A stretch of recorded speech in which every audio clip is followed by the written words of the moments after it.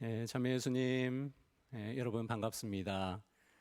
저는 서울대교구 환경사목위원회에서 일하고 있는 백종현 바오로 신부입니다. 오늘 이렇게 교구에서 진행하는 생태영성학교 지금 강의실에 생중계를 위한 촬영을 위한 소수의 인원만 모여 있고 우리 수강생분들은 그 유튜브로 방송을 보고 계시는데요. 이런 상황 속에서도 우리 생태영성학교 진행할 수 있게 된 것에 대해서 감사드리면서 우리 생태영성학교 시작하려고 합니다. 생태계 위기가 굉장히 심각한 상황이죠. 그래서 지금 프란시스코 교황님께서 5년 전에 찬미받으소서라는 회칙을 내셨는데 그 다음 5년이 지난 지금도 기후위기, 생태계 위기는 점점 심각해져 가고 있습니다. 이러한 상황 속에서 우리가 신앙인으로서, 그리스도인으로서 어떻게 살아가야 될지 고민하는 그러한 시간이 또 이 생태영성학교 시간이 되겠고요. 성경에서는 무엇이라고 가르치시는지, 또 창조물을 통해서는 주님께서 무엇이라고 말씀하시는지, 또 교회는 2000년의 역사 안에서 어떻게 이해해 왔는지 그러한 교회 가르침도 들으면서 구체적으로 우리가 이 생태계 위기를 극복하기 위해서 창조 질서 보존을 하기 위해서 어떻게 변화해야 할 것인가, 어떠한 구체적인 실천을 해야 할 것인가 또 배우는 그런 시간이 되겠습니다. 그래서 앞으로 여러분들께서 삶의 전환, 생태적 회개를 이루시는 그러한 시간이 되었으면 좋겠고 생태영성학교가 그런 의미에서 만들어졌습니다. 그래서 이 학교가 끝난 다음에 강의를 다 들으신 다음에는 정말 구체적인 삶의 전환을 이루실 수 있기를 바라는 마음입니다. 오늘 제1강 생태영성학교 1강은 생태 문명으로의 전환이라는 주제로 이재돈 세례자 요한 신부님께서 강의를 해주시겠습니다. 이제 신부님을 모시고 또 기도부터 시작해서 강의를 듣도록 하겠습니다.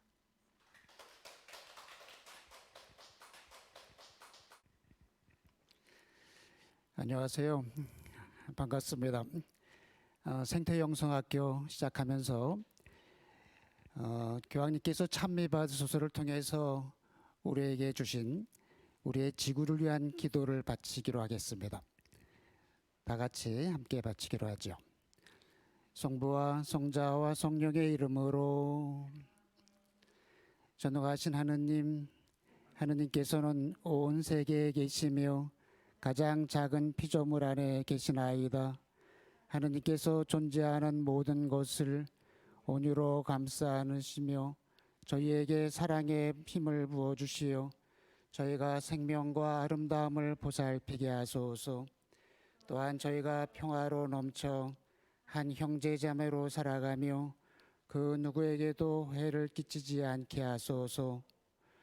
오 가난한 이들의 하느님, 저희를 도와주시어 저희가 하느님 보시기에 참으로 소중한 이들, 이 지구에 버림받고 잊힌 이들을 구하게 하소서.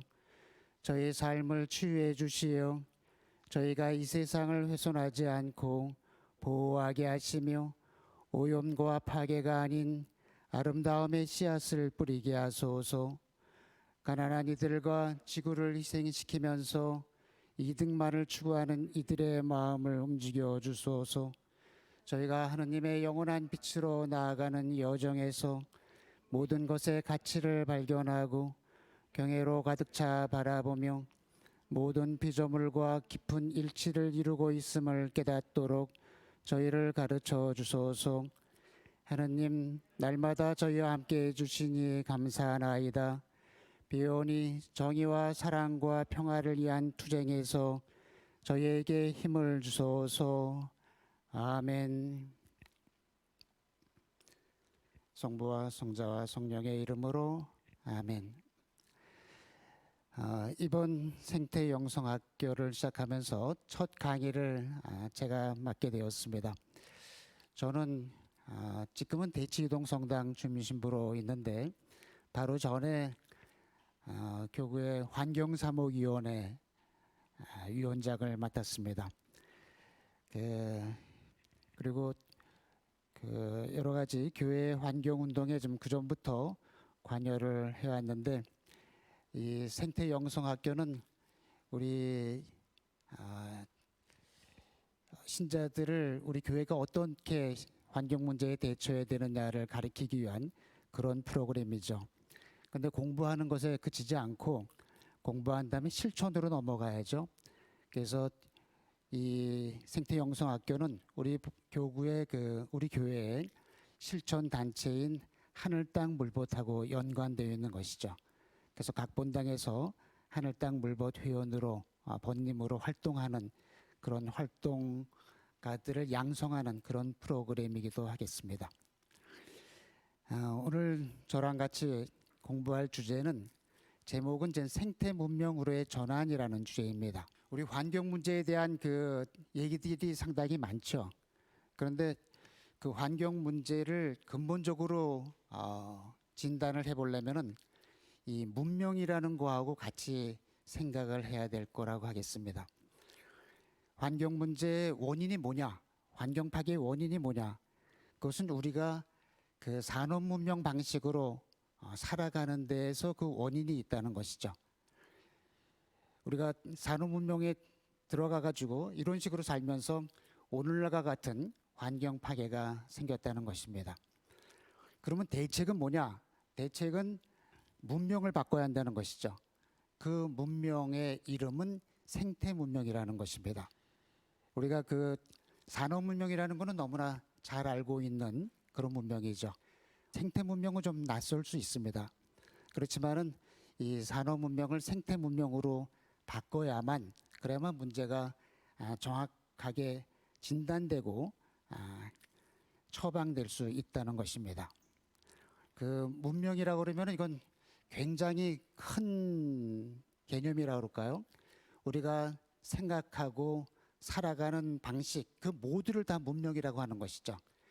우리가 그렇게 살아가는 방식 때문에 이런 환경 문제가 생겼다는 것입니다.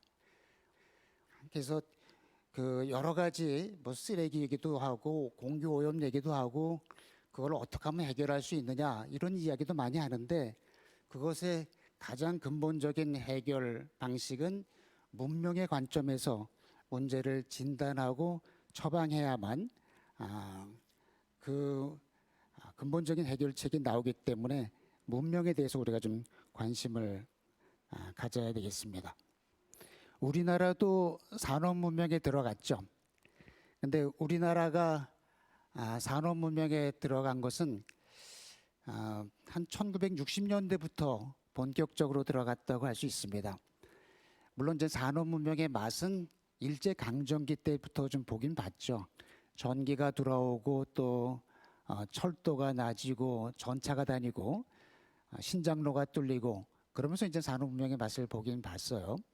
그런데 일제가 그때 산업 문명의 맛을 보게 한 것은 우리를 산업화시켜서 발전시키려고 하기보다는 우리를 이제 착취하기 위해서 수탈하기 위해서 그렇게 했던 것이죠. 본격적으로 이제 산업 문명 들어간 것은 60년대 부터라고 할 수 있고 그때 새마을 운동이라는 것을 했죠. 새마을 운동의 시작은 나무 심기 운동이었어요. 제가 어렸을 때 우리나라가 나무가 없었어요. 민둥산 기억이 많이 있는데 그게 하여튼 저한테 굉장히 큰 궁금증을 이렇게 갖게 했어요. 우리나라가 금수강산이라고 하는 그런 표현을 쓰는 나라인데 아름다운 나라라고 하는데 제가 어렸을 때 기억은 아주 민둥산 그런 기억이 있었거든요. 근데 하여튼 그 민둥산이 많았기 때문에 거기다 나무를 심은 거죠. 나무를 심어가지고 성공을 한 거예요. 우리 어렸을 때 그 나무 심기에 이렇게 동원되고 그랬죠. 좀 나이 드신 분들은 식목이라면은 이제 산에 가가지고 나무를 심고 그렇게 했습니다. 그래가지고 이제 전국토에 이제 나무가 가득 찬 거죠. 나무가 가득 차니까는 그 다음에는 우리가 조금 큰 다음에는 어떻게 했냐면 다시 또 동원을 해가지고 산에 있는 나무에 그 송충이들이 많았어요. 그래서 송충이도 잡고 뭐 그렇게 했던 거죠. 근데 나무 심기에 성공을 하니까는 국토에 물이 있는 거죠. 국토에 물이 있으니까는 농업이 가능하고 그걸 갖고 이제 경공업, 중공업 그리고 지금 전자산업까지 발전했다고 할 수 있습니다. 그래서 한국의 산업 문명은 한 60년 정도 된 역사고 우리가 전 세계적으로 보면 산업 문명에 좀 막차를 탄 나라라고 할 수 있을까요? 그리고 이제 산업 문명은 우리 부모님 세대가 한 세대가 아주 전적으로 노력을 하셔가지고 우리가 산업 문명에 진입을 한 것이죠. 제가 그 민둥산 얘기를 했는데 그 우리나라 문화계와 생태계가 굉장히 풍요롭고 아름다운 그런 역사를 갖고 있는데 이 문화계와 생태계가 한번 두 번 커다랗게 파괴되는 경험을 합니다. 둘 다 일본 때문에 그러는데 하나는 이제 임진왜란이고 다른 하나는 이제 일제 강점기죠. 임진왜란도 그 대단하게 우리나라 문화계와 생태계를 파괴하죠. 8년 전쟁을 이제 우리 한반도에서 하면서 경복궁도 불나고 전 국토의 산하가 다 초토화되는 그런 상황이 된 것이죠. 그 경복궁이 이제 불이 나는데 경복궁이 불나고 이제 임진왜란이 끝나고 그런 다음에는 전국토에 나무 심기를 해가지고 9만 마리 되니까는 다시 이제 전국토에 한 300년 된 나무들로 가득 찬 것이에요. 그 300년 된 나무들로 그 경복궁을 중건을 하죠. 대원군이 하는 거죠.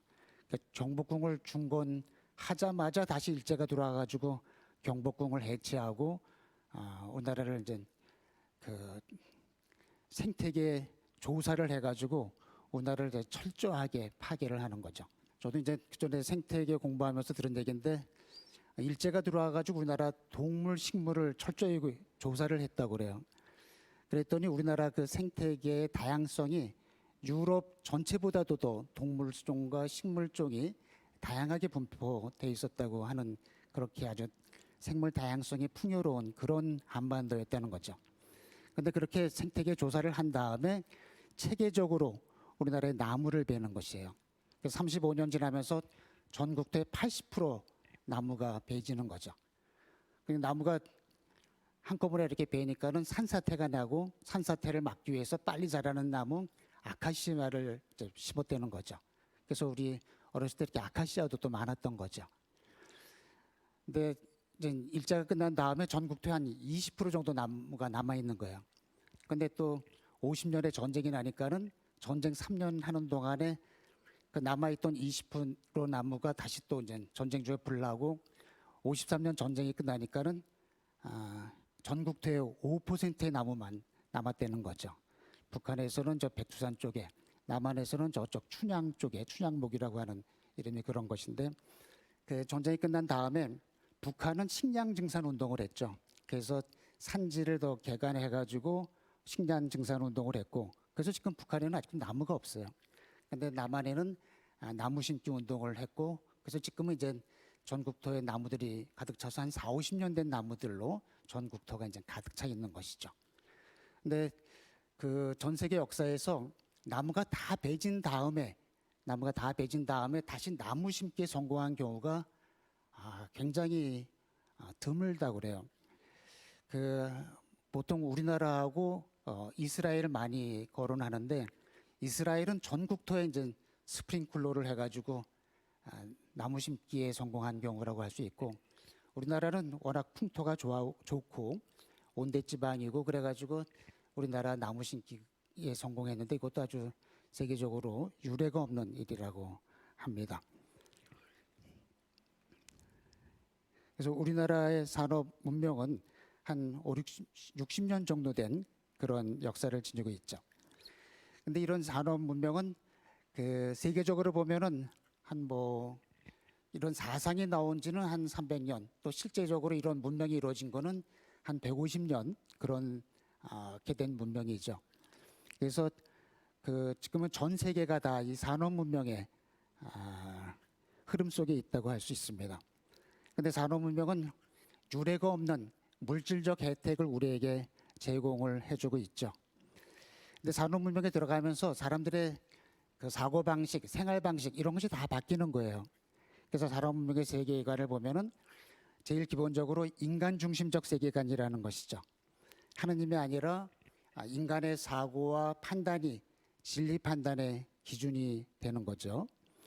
그다음에 물질적 세계관, 정신보다는 물질을 중시하는 세계관이 이 산업 문명의 특징이죠. 그래서 행복의 기준이 정신적 풍요가 아니라 물질의 소유에 있다라고 생각을 하는 것이에요. 요즘 이게 흔한 인사말 중에 부자 되세요라는 말을 하거든요. 근데 이런 표현이 그전에는 이렇게 흔치 않았던 표현이에요. 우리 어렸을 때만 해도 부자 되세요라는 말은 참 조금 좀 이렇게 부끄럽다 그럴까요? 나중에 커서 뭐 되려고 그래? 그러면 이제 선생님이 되든지 뭐 간호사가 되든지 군인이 되든지 소방서가 되든지 이렇게 어떤 사회에서 좋은 일을 하는 것이 나의 삶의 목표라고 그러지 부자가 되는 것이 내 목표라고 하기가 참 남부끄러웠는데 요즘은 아이들한테 물어보면 다 부자 된다 그러는 거예요. 근데 그거는 부자 되면은 행복해질 수 있는 양 생각을 하게 된다는 거죠. 그것이 물질 문명에 들어가면 사람들이 이렇게 생각이 변했다 그럴까요? 그렇게 세뇌가 됐다 그럴까요? 그런 거라고 하겠습니다. 그다음에 또 산업 문명에 들어가면서 그 모든 것을 이렇게 분리해서 보는 그런 이원론적 세계관이 이렇게 스며들어오는 거죠. 그래서 인간과 자연을 구별해서 보는 이원론적 세계관. 그다음에 산업 문명은 이제 과학과 기계기술이 만든 문명이죠.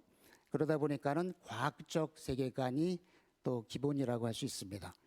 그전에는 무슨 일이 생기면은 뭐 병이 났거나 그러면 이제 기도하는 것이 또 먼저였는데 지금은 기도보다는 병원에 가는 거죠.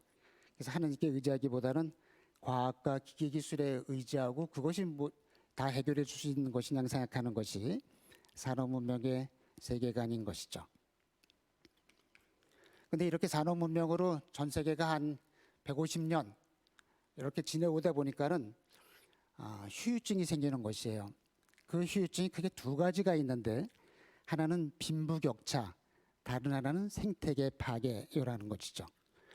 산업 문명이 맨 처음에 시작할 때에는 그때는 이 산업 문명, 과학과 기계기술의 발달로 생산량이 굉장히 많아지는 거예요. 그걸 잉여 생산물이라고 그러죠. 그래서 그 많은 생산물을 갖고 모든 사람들이 다 풍요롭게 살 수 있을 거라는 그런 장밋빛 희망을 갖고 이 문명을 시작을 했는데 진행 과정 중에 보니까는 그렇게 되지 않는 거예요. 소수의 사람들은 굉장히 풍요로운데 다수의 사람들은 여전히 빈곤한 처지에 머무는 그런 빈부격차가 아주 심각한 그런 문제가 생기는 것이죠. 그래서 빈부격차가 구조화되는 것이에요.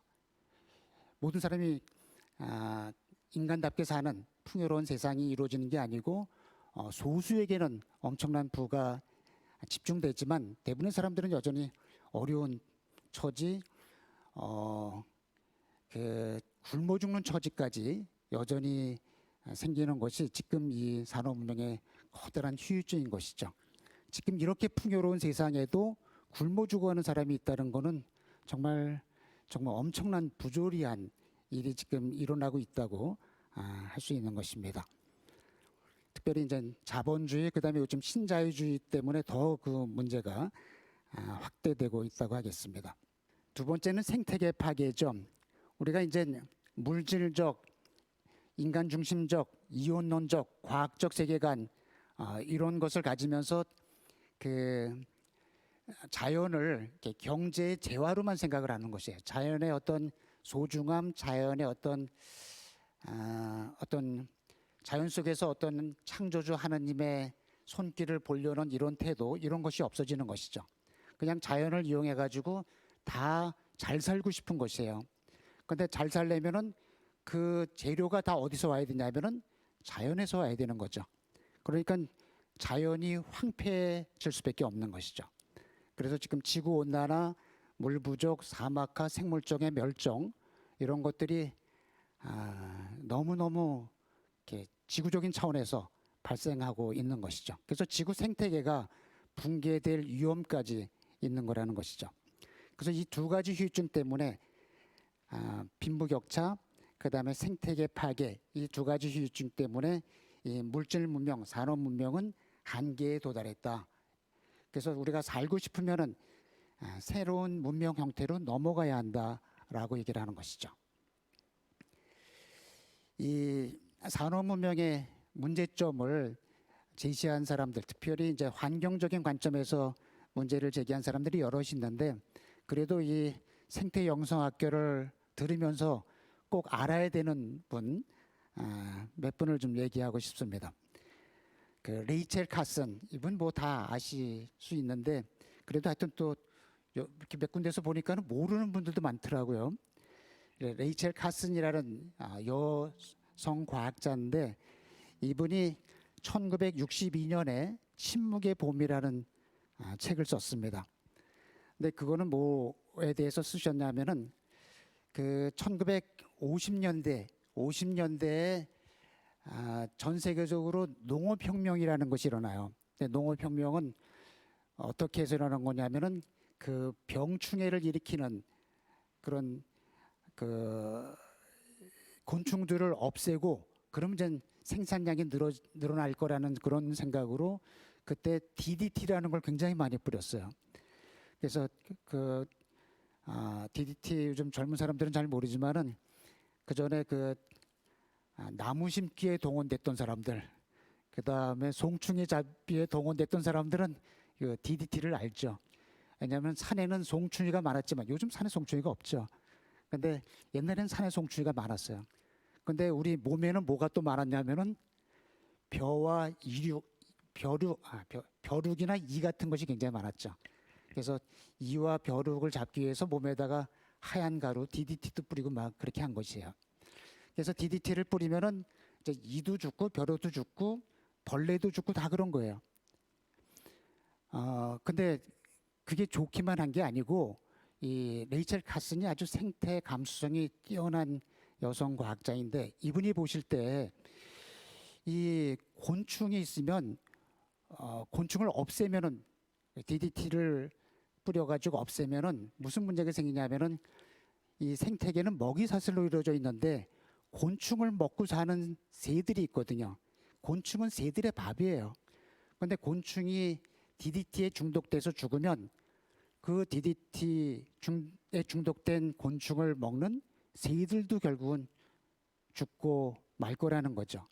그래서 봄이 되면 새들이 와가지고 이제 제잘 노래를 해가지고 노래하는 봄이어야 되는데 노래할 새가 없는 거예요. DDT에 중독된 곤충을 새들이 먹고 새들도 죽었기 때문에. 그래서 봄이 됐는데도 불구하고 침묵의 봄이 될 거다라고 하면서 이제 이 DDT 사용에 대해서 문제를 제시한 거예요. 그것이 이제 1962년도에 이 책이 나오면서 DDT의 문제점을 고발을 했죠. 근데 이제 그렇게 나오니까는 그 DDT가 그 당시에 아주 그 대단한 화학 회사에서 다 만들었어요. 그리고 DDT를 발명한 사람은 노벨상을 받았어요. 그러니까 그 당시에 노벨상 받은 과학자들이 다 나와가지고 이건 문제가 없다, 괜찮다 이렇게 나가는 거예요. 그런데 여성 과학자, 지금은 레이첼 카슨이 굉장히 유명한 과학자고, 레이첼 카슨은 오늘 이 생태 영수학기를 들은 사람이면은 앞으로는 레이첼 카슨은 꼭 아셔야 되는 아주 이 환경운동의 아이콘과 같은 분이에요. 그렇지만 그 당시에는 이름 없는 과학자였어요. 다른 이쪽에서는 노벨 과학자들이 다 괜찮다고 그러고 여성 과학자 한 분만 안 괜찮다라고 얘기하고 이런 판이 된 것이에요. 그러니까 게임이 안 되는 거죠. 그럴 때 1962년도 상황이, 그때 미국의 대통령이, 미국 그 행정부가 민주당 정부였고 그때 대통령이 존 F 케네디였어요. 그 케네디 대통령이 레이첼 카슨을 국회 청문회에 불러요. 국회 청문회에 불러가지고 레이첼 카슨의 이야기를 전 시민이 듣도록 하는 것이에요. 이 청문회가 여러 가지가 있는데 우리는 좀 불러가지고 야단치는 그런 청문회를 많이 하는데, 거기서는 그 일반 국민들이 들어야 될 가치가 있다고 할 때에는 청문회에 불러가지고 얘기를 듣게 하는 그런 청문회더라고요. 저도 그 동영상을 봤는데 아주 인상적이었어요. 그 국회의원들이 다 남자예요. 기자들이 다 남자예요. 그런데 여성 과학자 한 분, 레이첼 카슨이 나와가지고 담담하게 그러나 당당하게 이 DDT의 위험을 얘기를 하는 것이에요. 그 아주 너무너무 아주 인상적인 그 동영상이었는데, 근데 그 얘기를 일반 시민이 듣고 보니까는 그 얘기가 일리가 있거든요. 노벨상 받은 사람들이 괜찮다고 얘기하는 거는 그거는 그 회사하고 그걸 생산하는 회사하고 결탁되어 있기 때문에 괜찮다고 얘기를 한 거예요. 근데 그런 데하고 연관이 없는 일반 사람들이 볼 때는 상식적으로 맞는 얘기잖아요. 그래서 일반 사람들이 레이첼 카슨 얘기가 맞다 해가지고 그 일반 시민들의 그 환경 의식이 이제 이 침묵의 보물 계기로 많이 커졌다는 것이죠. 그래서 이제 얼마 후에 1972년에는 미국에서 이제 DDT가 사용 금지가 되었죠. 그래서 이런 걸로 아주 그 큰 역할을 하신 분이 레이첼 카슨이라는 분입니다. 1907년생이니까는 굉장히 오래전 분이시죠. 한 세기가 넘었네요. 그리고 이 책이 나온 지 얼마 안 있다가 이분이 돌아가셨어요. 1994년에. 그래서 레이첼 카슨.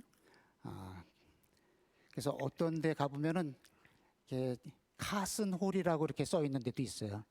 그러면 이제 카슨이 누구냐 그렇게 묻지 마시고 레이첼 카슨이구나 이렇게 아시면 되겠습니다. 그 환경 문제를 레이첼 카슨이 좀 과학적인 관점에서 문제 제기를 했다 그러면은 이 문제가 이게 문명사적인 문제다라는 관점에서 얘기한 사람으로 린 화이트 주니어라는 사람이 있어요. 이 사람은 조금 전문적인 논의를 해가지고 일반적으로는 잘 알려져 있지 않은데 그래도 이분이 하신 논의가 굉장히 중요한 논의이기 때문에 좀 살펴봤으면 합니다.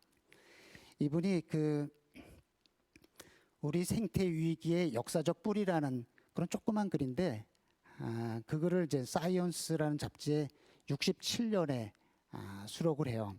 그러면서 그 이렇게 환경 문제가 심각하게 된 거는 산업 문명 때문에 그렇다.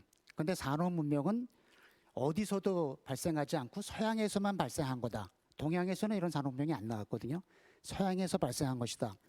근데 이렇게 서양에서 산업 문명이 발생하게 된 데에는 서양의 정신적 지주인 그리스도교가 이렇게 산업 문명을 발생할 수 있는 어떤 정신적 토양을 제공한 것이다라고 이렇게 하면서 이 산업 문명에 대한 직접적인 책임은 아니지만 그 어떤 산업 문명에 대한 환경 파괴의 직접적인 책임은 아니지만 그래도 그리스도가 좀 방조한 책임은 있다라는 그런 식의 논조를 이렇게 주장을 하죠. 그러니까는 이제 그 그리스도교가 이제 거기에 대해서 반응을 하게 되게 된 거예요. 그래서 이분 주장에 찬성하는 사람도 있고, 이분 주장에 반대하는 사람도 있고, 이분 주장에 부분 동조하는 사람도 있고, 항상 그러면서 이제 그리스도교회 안에 이 생태적 논의, 생태신학적 논의가 아주 활발하게 일어나게 한 계기를 만든 글이 이분의 글이라고 하겠습니다. 이분이 한편으로는 이제 그리스도교의 입장을 좀 비판하기도 하지만 특별히 이제 너희는 세상을 지배하라 뭐 이런 그 창세기의 말씀 있잖아요. 그런 거를 그리스도가 오해해가지고 이렇게 환경 파괴하는 어떤 바탕이 됐다라는 면에 대해서 이제 비판도 하지만은 이분이 또 뭐라고도 하냐면은 프란치스코 성인 같이 환경 친화적인 삶을 보여준 분도 계시다. 그래서 그런 분의 모델을 우리가 따라야 한다. 이런 얘기도 하고 인상적인 것은 이분 글의 마지막 문장이 이게 1967년에 나온 글인데 생태계 보존 운동의 주보 성인으로 프란치스코 성인을 선포해 주실 것을 요청한다. 이게 마지막 문장이에요. 근데 재밌게도 뭐 꼭 그것만은 아니지만은 12년 후에 1979년에 교황 요한 바오로 2세께서 프란치스코 성인을 생태계 운동의 주보 성인으로 선포를 하시죠. 뭐 우리 그리스도교회에서 생태계 주보 성인이 되실 분은 당연히 이제 프란치스코니까 그렇게 하신 것이기도 하죠. 근데 이분이 하신 논의 중에서 상당히 중요한 논의가 있어요. 이분의 그 제목 속에 나타나는데 이분이 우리 생태 위기라는 말을 쓰는 것이에요. 그 환경 위기, 생태 위기 이런 것이 좀 섞여 있는 상황이었거든요. 그리고 그 전에는 환경이 지금도 그렇지만은 환경위기라는 말을 더 이렇게 많이 쓴다 그럴까요? 하여튼 환경 문제라는 말을 더 일반적으로 많이 쓴다 그럴까요? 근데 이분은 그 환경이라는 말보다는 생태라는 말을 쓰시는 거예요. 근데 그 이유는 왜 그러냐면은 그 환경이라는 말은 영어에서도 그렇고 우리 한자 말에서도 그렇지만은 주변이라는 뜻이에요. 주변. 인간 주변에서 문제가 생겼다는 것이에요. 그러니까 환경에서 문제가 생긴 거예요. 인간에게서 문제가 생긴 게 아니고 그런 뉘앙스가 환경 문제라고 할 때 들어있는 거거든요. 그런데 환경 문제는 환경의 문제가 아니에요. 인간 때문에 생긴 문제이지. 인간 때문에 환경이 문제가 생긴 거예요. 그리고 파괴된 환경은 다시 인간에게 영향을 끼치는 것이에요. 그래서 환경 문제는 환경만의 문제가 아니고 인간과 환경의 둘이 같이 생기는 문제거든요. 그런데 서양 말에는 인간과 환경을 아울러서 표현하는 표현이 없어요. 환경이면 환경이고 인간이면 인간이에요. 동양은 어떤가요? 동양은 인간과 환경을 아우르는 표현이 있나요? 동양에는 자연이라는 표현이 있어요. 자연은 자연이기도 하지만 동시에 인간도 포함하는 표현이죠. 동양에서는. 그런데 서양에서 자연은 인간을 포함하지 않아요. 서양에서 자연은 그냥 자연이고 인간은 초자연적인 존재예요. 인간은 하나님의 은총을 받은 초자연적인 존재이기 때문에 자연이란 말에도 인간은 포함되지 않아요. 인간은 인간이고 자연은 자연이고 인간은 인간이고 환경은 환경이고. 그러다 보니까 이분이 무슨 생각을 하게 됐냐면은 말을 하나 좀 확대해서 사용하게 된 것이에요. 인간과 환경을 아우르는 표현이 있으면 좋겠다 해가지고 에콜로지라는 말을 쓰시는 거예요. 에콜로지는 원래 생태학이라는 표현이고 생태학은 생물학의 한 부분이거든요. 특별히 이제 생태학은 어디에서 많이 쓰냐면은 곤충의 생태학이라는 그런 쪽에서 많이 쓰는 것이에요. 곤충, 파블로의 곤충기 뭐 이런 거에서 그 곤충이 자기 주변과 어떤 관계를 맺고 살아가느냐, 요것이 이제 생태학이었는데 이분은 그 곤충의 생태학을 의미 확대해서 인간의 생태학으로 이렇게 넓혀 쓰는 거죠. 그러니까 인간이 인간 주변과 어떤 관계를 맺고 살아가느냐라는 걸로 의미 확대해가지고 생태 위기라는 말을 쓰기 시작한 것이죠. 그래서 그 원제목에 보면은 이게 67년도의 글인데 그 에콜로지라는 단어의 형용사형을 만들었어요. 근데 형용사형이 여기 보면 에콜로직이라고 돼 있죠. 이게 에콜로직. 요즘은 에콜로지칼이라고 쓰는데 처음 쓰다 보니까는 그냥 IC만 붙여서 에콜로지 크라이시스라고 쓴 거죠. 이게 원래 이제 이분이 에콜로지를 의미 확대 쓰면서 이렇게 쓴 것이죠. 그래서 이제 이것이 그 환경 문제냐 생태 문제냐 할 때 우리가 이제 이렇게 요런 구분을 생각하지 않으면 조금 헷갈리거든요. 환경 문제 할 때는 그냥 주변 문제라는 뉘앙스가 들어있고 생태 문제라고 했을 때는 인간을 포함한 문제다. 인간과 환경을 같이 포함해서 쓰는 표현이다라고 이렇게 생각하시면 되겠습니다. 그래서 그냥 일반적으로 환경 문제라고도 하지만 그래서 환경이라고 할 땐 조금 좀 자연과학적인 그런 접근이 더 이렇게 많이 느껴지는 그런 표현이에요. 그런데 생태라고 할 때는 그런 자연과학적인 환경과 인문학적인 인간 그 둘을 다 포함하는 그런 표현이고 그래서 조금 더 이제 요즘은 생태라는 말을 더 많이 쓰는 그런 분위기인 거죠. 그래서 신학 얘기할 때에도 처음엔 환경신학이라는 말도 했어요. 근데 요즘은 이제 생태신학이라는 말로 이렇게 자리를 잡았죠. 그전엔 또 자연신학이라는 말도 했어요. 근데 그 또 창조신학이라는 말도 했어요. 그런데 그 말들이 다 뉘앙스가 있기 때문에 지금은 그냥 생태신학이라는 말로 할 때 제일 이렇게 지금 우리가 문제로 삼는 것을 잘 드러내는 그런 개념이라고 보는 것이죠. 근데 그런 논의를 이 린 화이트가 문명사적으로 얘기를 하면서 전개했다고 하겠습니다. 그다음에 뭐 그 환경 문제에 대한 논의를 여러 사람들이 했죠.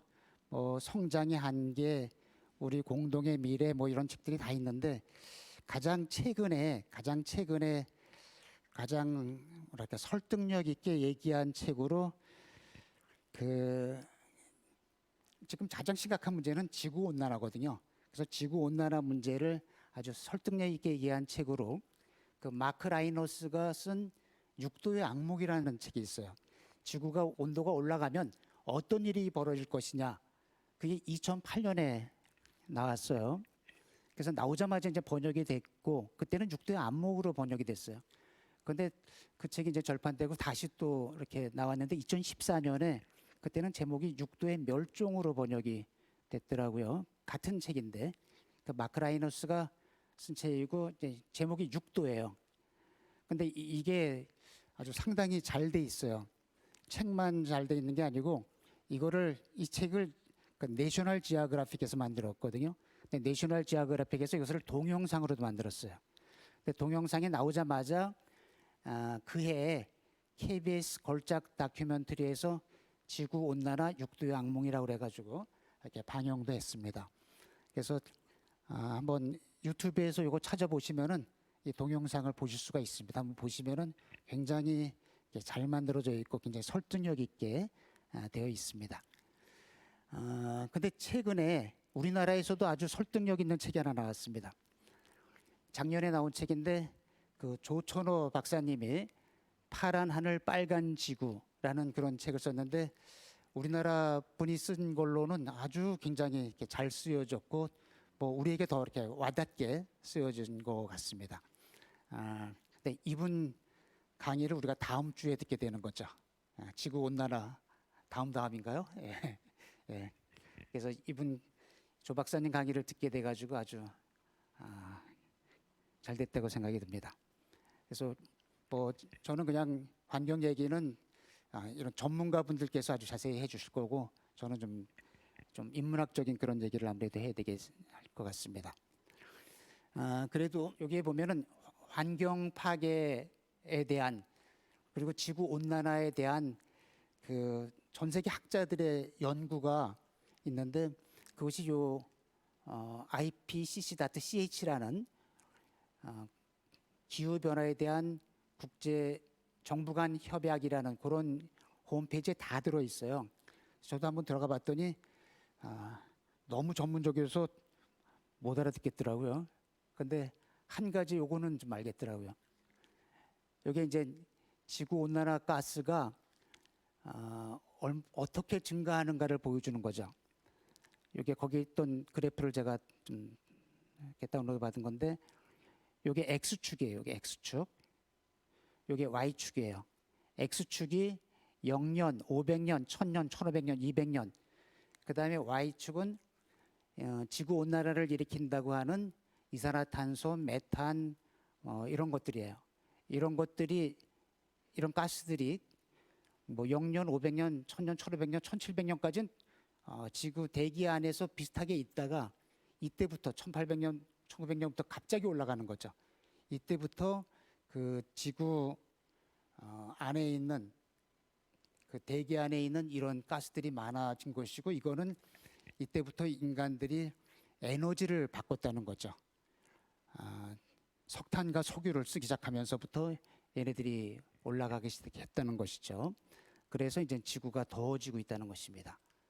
그래서 1도가 올라가면 어떻게 되고 2도가 올라가면 어떻게 되고 지금 현재는 이제 1도 정도 상승했다고 보는 것이죠.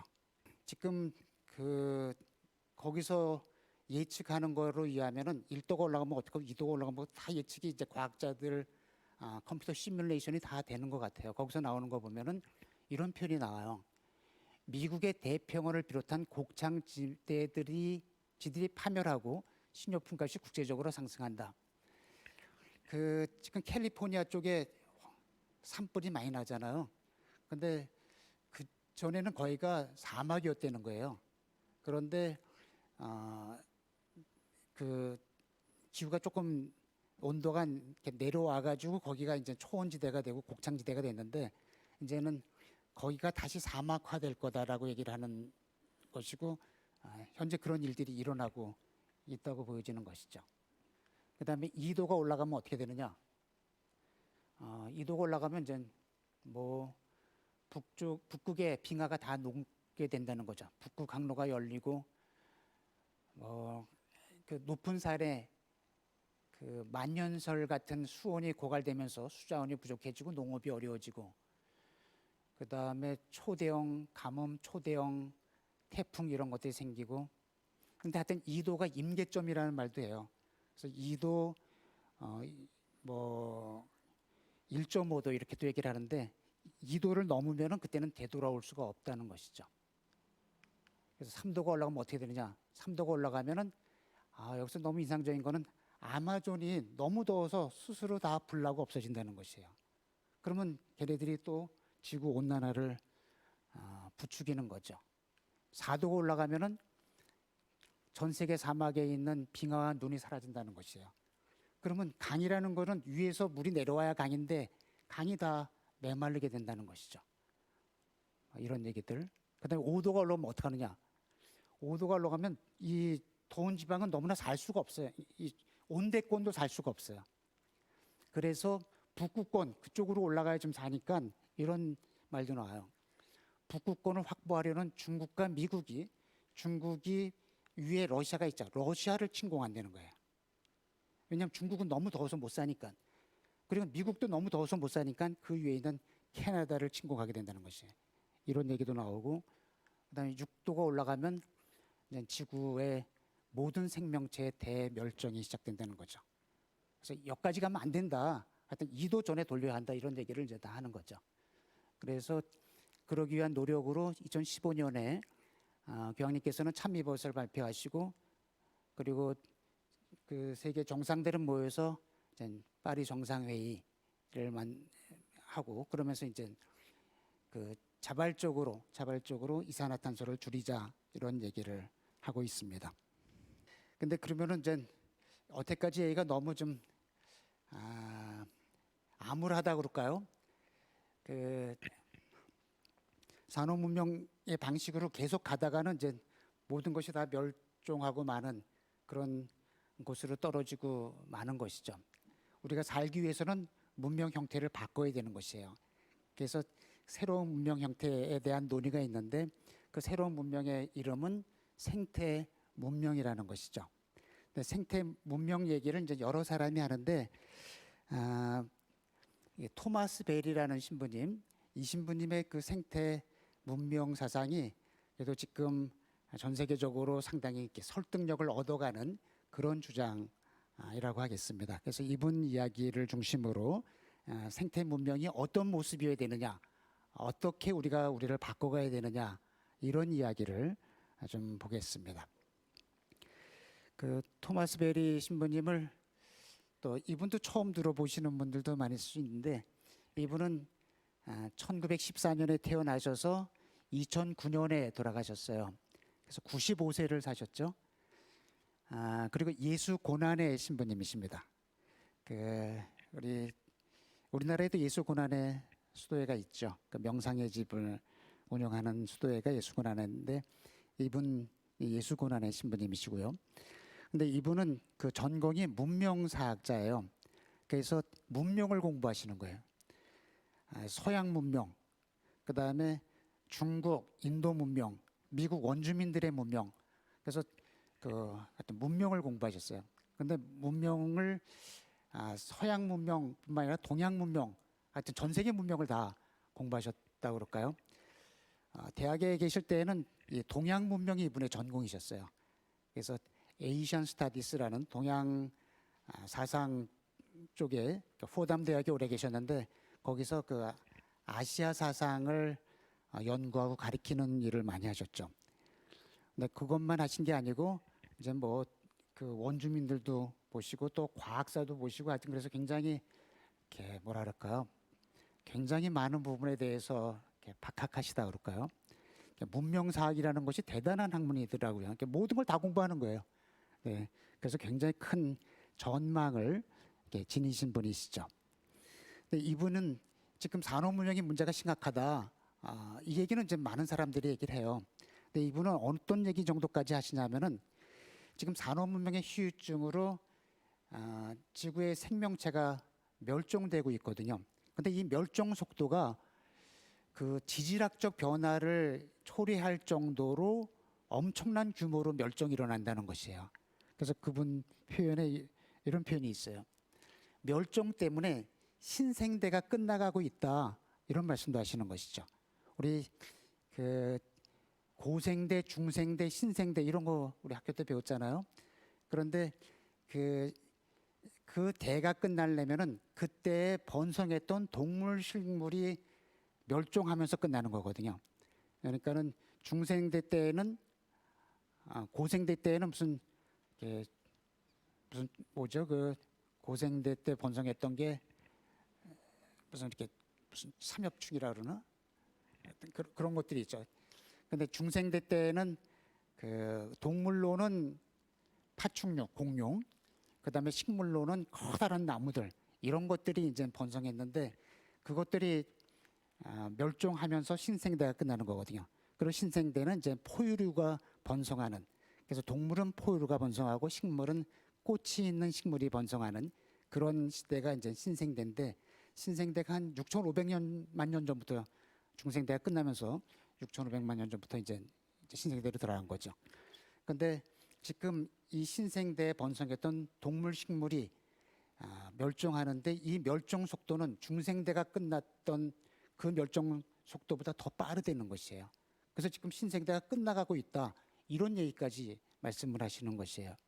그래서 우리가 살고 싶으려면은 이제 새로운 형태로 새로운 지구로 넘어가야 되는데 그때의 문명 형태를 이번에 이제 생태대라는 말을 만들어서 표현을 하시는 거죠. 이 신생대, 생태대 이런 표현은 이제 지질학적인 표현이죠. 근데 그거를 인류 문명하고 연결시켜서 표현할 때에는 이제 산업 문명에서 생태 문명으로 이렇게 얘기를 할 수 있는 거죠. 산업 문명에서 생태 문명으로 넘어가야만 우리가 지구도 살리고 우리도 살아갈 수 있다라고 하겠습니다.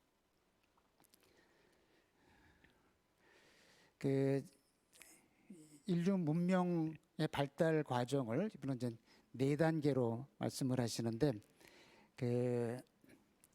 이분이 문명사학자니까 이렇게 말씀을 하시는 거죠. 우리가 문명 세계에 들어갔다고 하는 거는 이제 신석기 문명부터 이제 문명 세계로 얘기를 하는 거죠. 그때 부족 시대가 열리고 농업이 시작하고 이제 가축을 길들여서 그것들을 이제 우리 동력으로 사용하면서 신석기 문명이 시작이 되죠. 그다음에 조금 더 지난 다음에는 이제 철기 문명으로 넘어가죠. 신석기 문명이 한 10,000년 전부터 시작했다 그런다면 철기 문명은 한 5,000년 전부터 시작을 하는 거죠. 그래서 철기 문명에 들어가면서 고대 문명 시대가 열리고 또 사회에서는 가부장 제도가 시작이 되고 인류 고등 종교가 창립하고 고대 제국이 태동하는 그런 시대가 이제 철기 문명입니다. 그래서 철기 문명 이 시기는 이제 굉장히 나름대로 이제 오래된 시기죠. 5,000년 전부터 시작해가지고 중세까지를 중세가 고대 중세를 다 이 철기 문명으로 엮을 수 있다고 하겠습니다. 그다음에 이제 한 300년 전부터 산업물질 문명 시대가 들어가는 거죠. 산업혁명, 과학과 기계기술, 민족국가의 태동, 자본주의, 공산주의, 자연 파괴에서 지금 우리가 산업물질 문명 시대에 살고 있고 산업물질 문명의 이제 끝부분에 와 있는데 이제 앞으로가 어떻게 될 거냐, 앞으로가 첨단 과학 문명 시대로 넘어갈 거냐 아니면 생태 문명으로 넘어갈 것이냐, 이 두 가지가 우리 앞에 놓여 있는 선택이라는 것이죠. 지금 아직도 이 과학과 기술을 더 최첨단으로 발전시키면 환경 파괴 문제도 극복하고 뭐 더 잘 살 수 있는 세상을 만들 수 있는 것이냐 이렇게 얘기하는 것이 이제 첨단 과학 문명의 비전이죠. 근데 그거 갖고는 안 된다. 인간과 자연과의 관계를 재정립해야 한다. 인간과 자연과 공존하는 그런 문명을 만들어야 한다라고 얘기하는 것이 이제 생태 문명인 것이죠. 그래서 지금 첨단 과학 문명과 생태 문명이 서로 경합하면서 앞으로의 그 미래를 이제 제시하고 있는데 우리는 이 생태 문명을 선택해야만 우리의 갈 길이 열린다라고 하겠습니다. 근데 이제 거기까지 가기에 첨단 과학 문명과 생태 문명 사이에 어떤 갈등과 긴장이 있는 것이죠. 지금 그런 긴장 상태에 우리가 있다고 하겠습니다. 오늘은 여기까지 하고 다음에 다시 어떻게 우리가 생태 문명으로 선택해 나갈 것인가, 생태 문명의 모습은 어떨 것인가 이런 것을 나가기로 하겠습니다. 감사합니다.